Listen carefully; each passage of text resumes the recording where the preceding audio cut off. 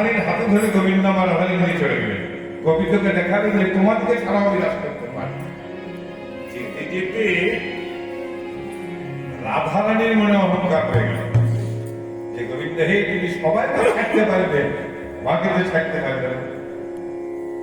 গোবিন্দ ও তোমার মনে অহংকার আছে, দেখো আমি সবাইকে ছাড়তে পারি। গোবিন্দ বলছে আমি জগৎকে ছেড়ে দিতে পারি, কিন্তু আমাকে ছাড়লে জগতে চলবে না, আমাকে জগৎকে ধরতে রাধে। তা গোবিন্দ আমার একটা অপূর্ব ফুল ফুটেছে, রাধারানী ফুলটা দেখেছে, দেখে বলছে বধূ ও বধূ ওই ফুলটা আমাকে পেটে দাও না। গোবিন্দ বলছে পেটে তো তুমি একটু লাগাল পাচ্ছি। রাধারানী কিছু চায় মা, রাধারানী কিছু চাই না দিলেই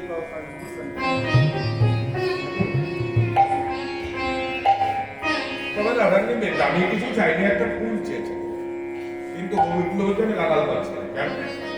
যা লাগালে বিশ্বব্রহ্মাণ্ড সে ফুলটা লাগাল পাচ্ছে না। ওই যে রাধারানী অহংকার জন্য বলছে রাধে তুমি আমার পিঠে ওঠো, পিঠে ওঠো, দিয়ে ডাল দেখানো হয়ে গেল। ডালে নোয়ায়ে ধরে পিঠে ওঠো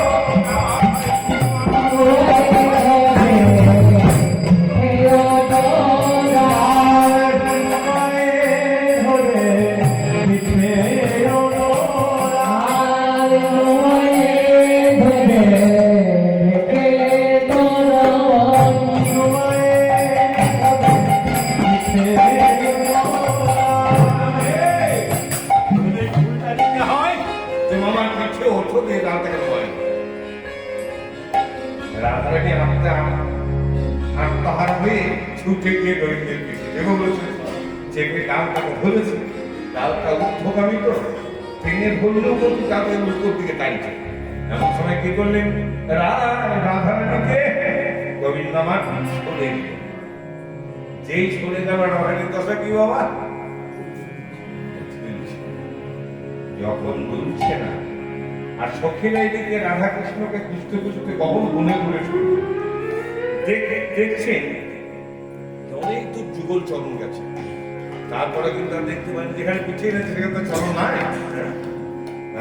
ডালে দিচ্ছেন, ডাল থেকে পড়ে গেছে, সখীরা বলছে রাধে তো বন্ধু বলছে সখী রে শ্যামে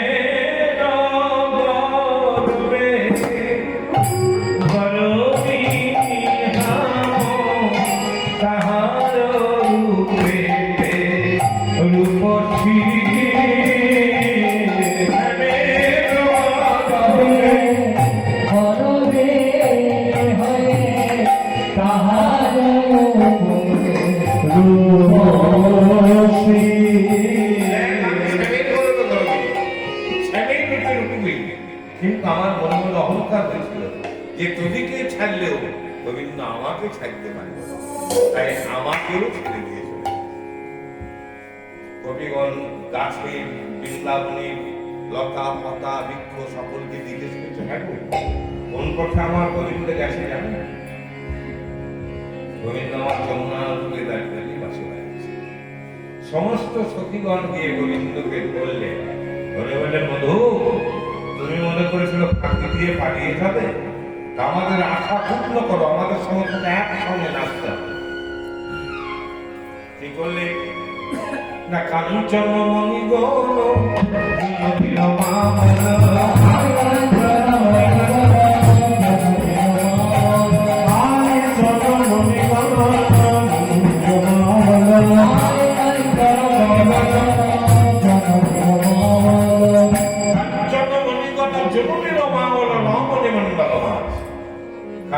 সোনা সোনা দিয়ে গোবিন্দ আমার একটা মঞ্চ নির্মাণ, যেমন রাজমঞ্চ হয় না, গোবিন্দের আজকের মঞ্চ হচ্ছে সোনার মঞ্চ। কারণ সোনার মানুষ নাচতে গেলে তো সোনার মঞ্চই চায়, তবে ধাতু সোনা নয়। গোবিন্দ দেখলেন আমার রাধারানীকে বাম নিয়ে নৃত্য করতে গেলে আমার এই মঞ্চটা উপাসনা দেখতে হবে, কারণ জানে না উপাসনা কাজ কি আছে তার ধাতু সোনা, ধাতু সোনা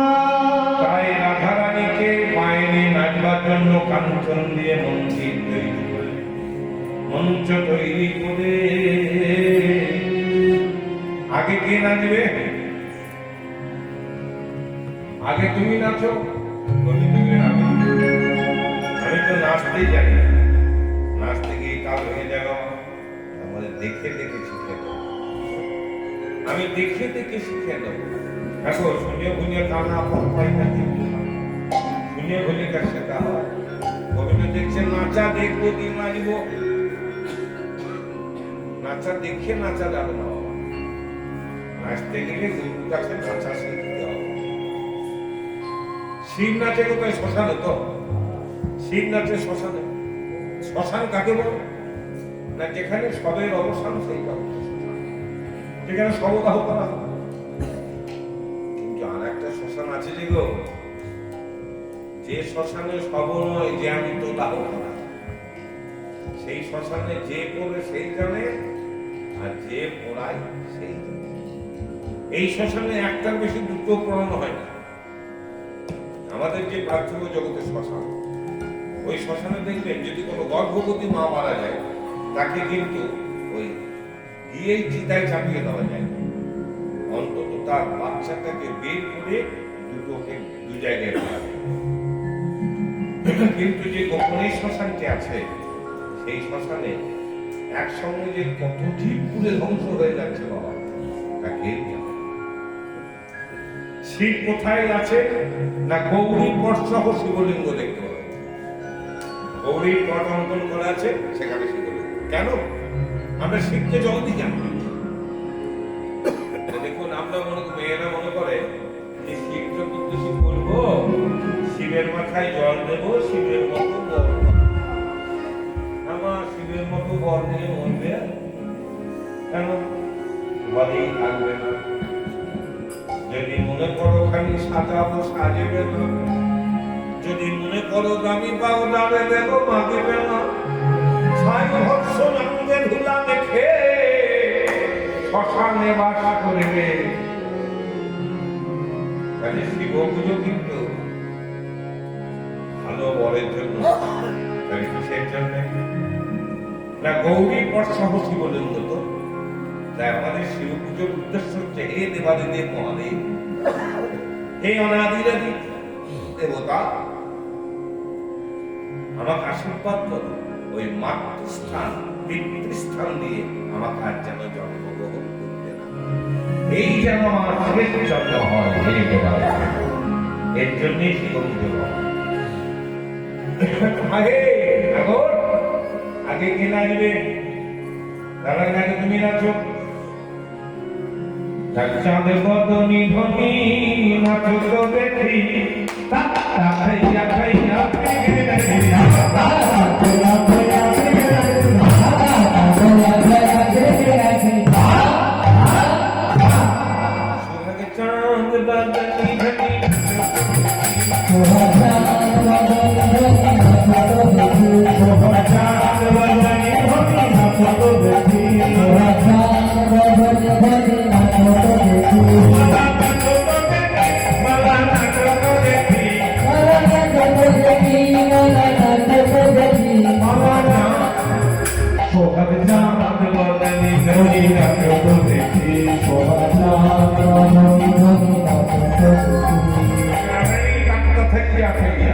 চাঁদ বদনি ধনি নাচো তো দেখি, তাক্কা থইয়া থইয়া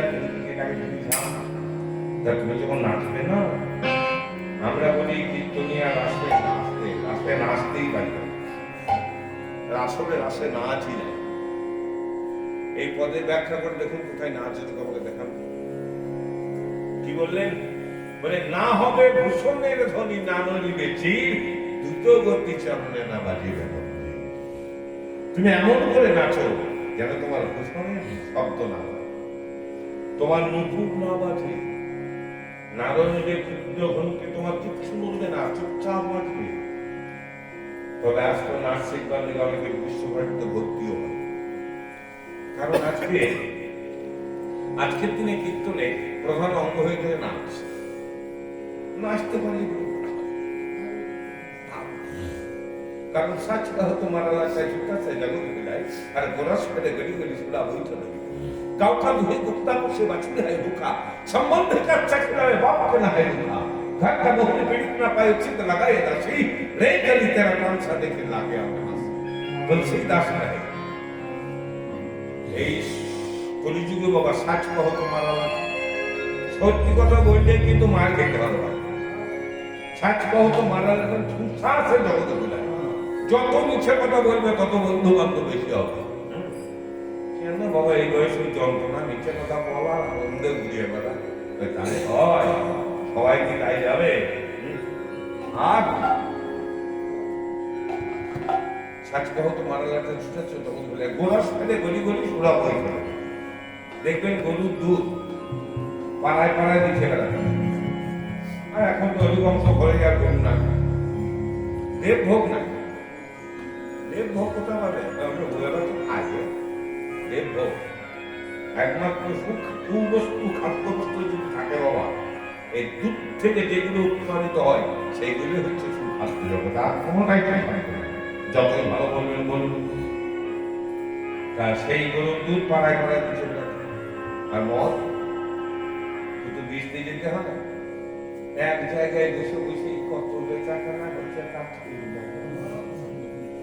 আর বেশি খেতে হবে না বাবা একবার তো পাঁচ পেটে পড়ছে তখন দোকানদার যদি চল বেশিও দেয় ভালো আর গান দেখবেন বাবার জন্মে গান যাবে না সেও খানি মালতে কোথা ভব দাদা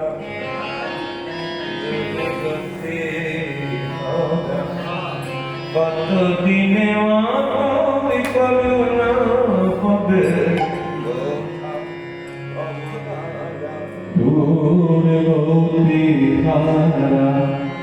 কত দিনে মতো করুণা হবে তারা কবে দেখা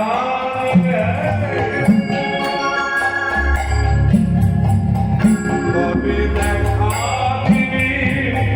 বলে তুলে হবে দেখা দিবি কোলে কোলে কবে দেখা কোলে কোলে